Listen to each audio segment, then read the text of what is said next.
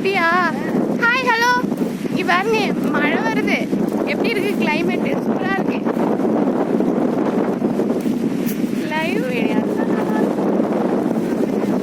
ஐயோ நிறைய வரும் போலயே. போக முடியுமா? அப்போ நானு நானும் வருவேன். No problem. செல்லு நனையாம இருந்தா சரி. அப்ப ஆடு வந்துடாதா?